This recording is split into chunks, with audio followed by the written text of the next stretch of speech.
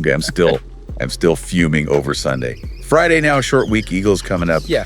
How do we go from 14-3 up, looking solid, to just completely falling apart like that? I saw someone put it perfectly. We brewed a 14-3 lead, then knocked the cup over, slipped on the tee, and got flagged for DPI on the way down. Yeah, that sums it up pretty brutally. It was just, it felt like we were actively trying to give the game away. And that's why we got to do this, right? You, the listeners, you send in all this stuff that's painful but needed. Look back at that 26-14 loss. Absolutely needed. We're 1-4. Yeah. 1-4. And if we don't make some real, mandatory changes right now before Philly gets here, oh man, that game's going to be rough to watch. It really is. So the goal here is pretty straightforward. Figure out what actually happened, what went wrong, and pinpoint the specific tactical things that have to change this week. Because the crazy thing is, the vibes were good early on. We saw that energy, especially from the offense. And look, I'm thrilled, absolutely thrilled. We're rolling with Jaxson Dart. He brings that juice, that potential. But man, we cannot ignore the horror show that came after that good start. Just give us the quick, painful recap again. The bottom line, 3 lost fumbles, 2 interceptions, 95 penalty yards. Yeah. So when we dig into it, it really boils down to 3 big things, 3 levers that just completely tilted the game the wrong way. We got to find the root cause, not just, patch the leaks. Okay, so let's start right there. The turnovers and the flags, the self-inflicted stuff. I mean, this is why everyone's losing their minds, right? We didn't get beat because the Saints were world beaters. We lost because we shot ourselves in the foot. Repeatedly, in prime territory. Exactly. That's the core of it. Someone calls it the turning point T, which is honestly a pretty good name for it. It's this sequence of just catastrophic mistakes, and the key thing is where they happened. Plus territory, red zone, places you absolutely cannot mess up. Okay, walk us through those fumbles again. Because each one felt worse than the last, just hammering nails into our own coffin. Yeah, they were brutal. It kind of started even before the fumbles with that deep drop by one of the receivers. That just sucked the air out right after we started strong. Yeah. Then you had the first actual turnover, Dart's fumble, untouched, just dropped it at the Saints 43. Rookie mistake, maybe, but tough. Okay, yeah, tough. But the Slayton fumble, man, that one felt different. Oh, it was. That fumble happened at their 35-yard line. We were up 14-13 at that point. That wasn't just giving the ball away. That was basically handing them points, like a 6-point swing. Totally avoidable. A gift. Ugh. And then the final one, the real dagger. Down 5, driving, chance to take the lead late. Cam Skattebo. At the Saints' 12-yard line, the 12, look, you cannot turn the ball over 3 times deep in their territory and expect to win. You just can't. Especially when the offense isn't exactly lighting it up with huge plays otherwise. Right. And that wasn't bad enough. Then you pile on the penalties. That penalty parade, 95 yards. It felt like every half of the defense got a stop, boom, a flag. Or the Saints got a free first down. Those DPIs, they were killing me. The DPIs were absolutely relentless. They just crippled the defense's ability to get off the field. But here's the detail, the one that should just make you furious. One of those DPIs wiped out a Javon Holland interception. We finally get a takeaway, something we desperately needed, and our own penalty cancels it out. That's just insult to injury, like you said. It's maddening. Okay, so the summary is pretty simple then. 3 huge turnovers in scoring range, plus a boatload of penalty yards. That equals the loss. Plain and simple. It feels like the number one fix has got to be just discipline. Basic stuff. You nailed it. It's really hard to talk about complex schemes or play design when the fundamentals, the execution, the discipline, when it's that leaky. It puts impossible pressure on everyone, especially the young quarterback trying to make things happen. Speaking of the quarterback, like I said, I'm happy we're sticking with Dart. We need to see what he's got, build around that potential. But let's look at the stats.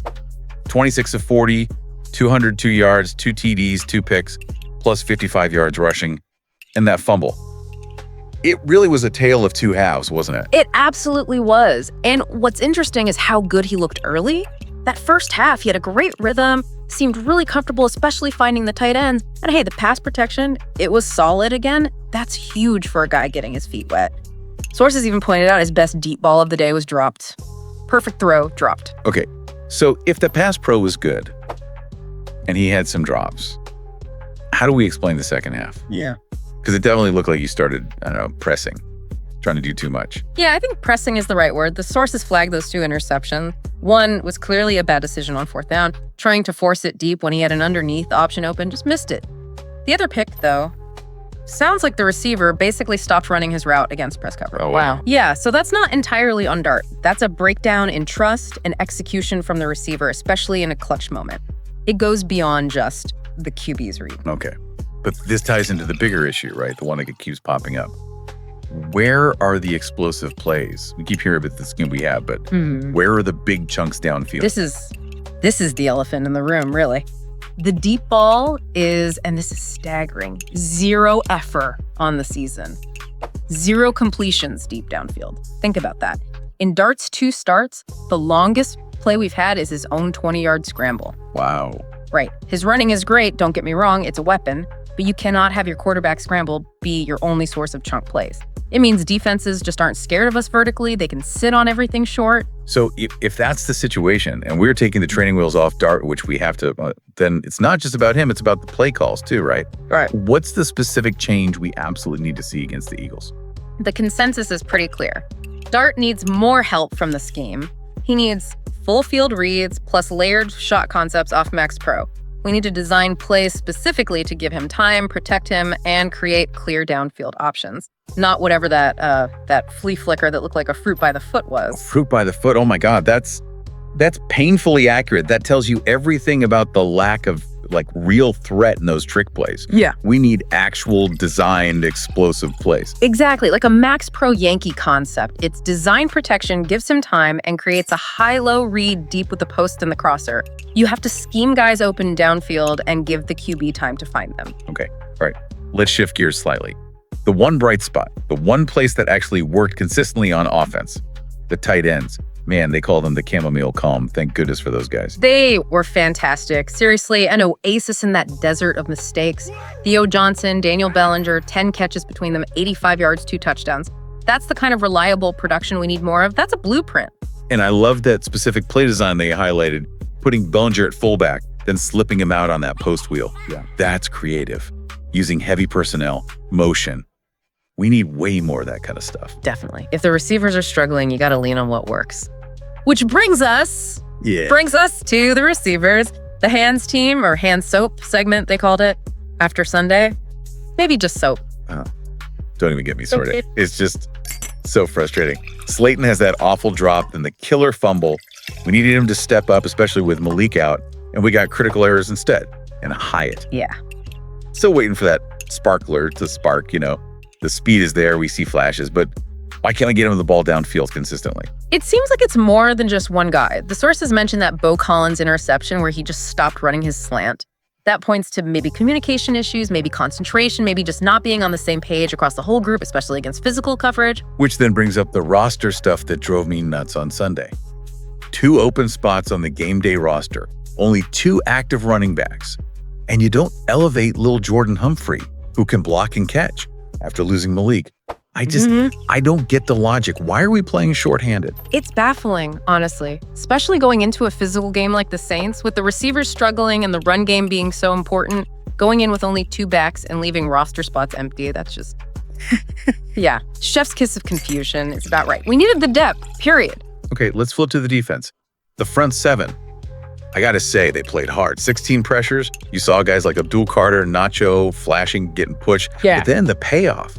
0 sacks, 0 QB hits. How does that even happen? Pressure without punchlines. That's the stat that just jumps off the page, right? The effort is there, they're getting close, but they're not finishing. And if you don't finish, the QB gets the ball out, even if he's feeling the heat.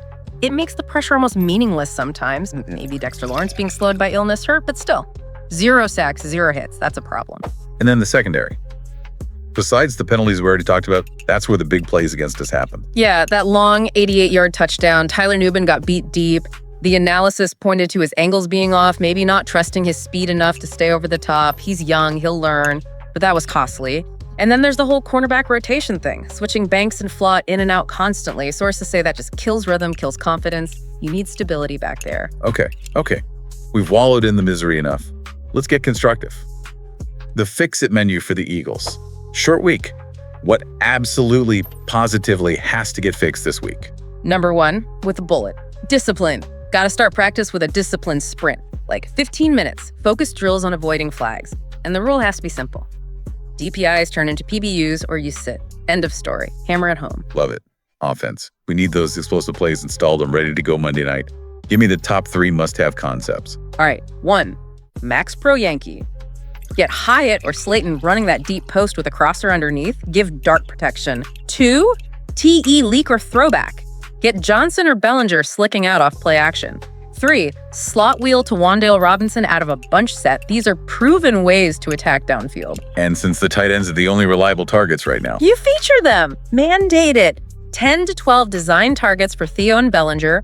They are effectively our WR2 and WR3 right now. Use them like it. And please fix the running back depth. We cannot go into another game with just 2 active backs. No way. Elevate a third back immediately. And maybe even get creative. Package some pony personnel looks, get Skattebo on the field with another back, give the defense different looks. Okay, last piece. Secondary fixes. Now, what do we do Monday? Stop the rotation, pick a guy, start flat outside, give him the reps, build his confidence. Banks can be the sub for now until he cleans up the penalties. And for Nubin, keep it simple. Concrete rules. Don't get stacked deep, squeeze the landmark, eyes through the receiver's hip. Basic, clear coaching points.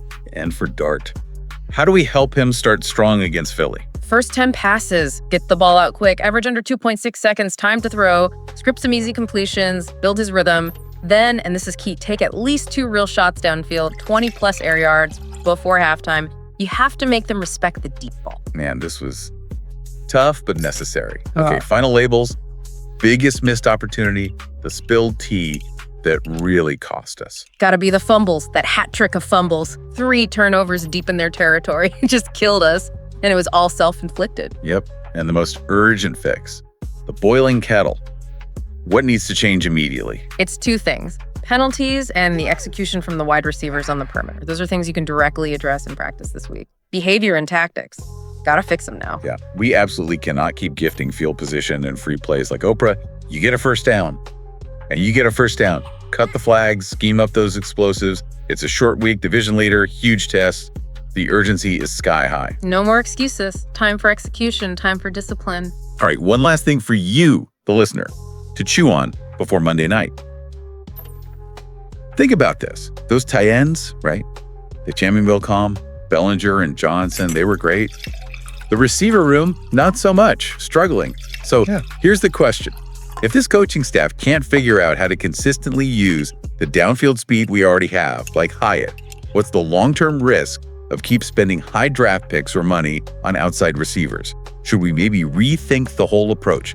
Maybe lean all the way into building this monster TE heavy power run offense? That's a really big, important question the front office needs to be asking, seriously. If you can't unlock the vertical threats you have, then adding more might just be throwing good money after bad, right? And you almost have to build around what's actually working. Right now, that's the run game, the O-line when healthy, and those tight ends. Something to think about.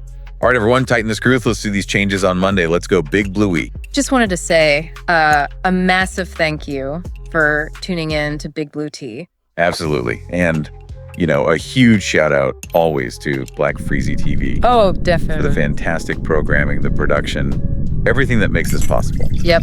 Their work behind the scenes is just really appreciated. It really is. This has been Big Blue Tea.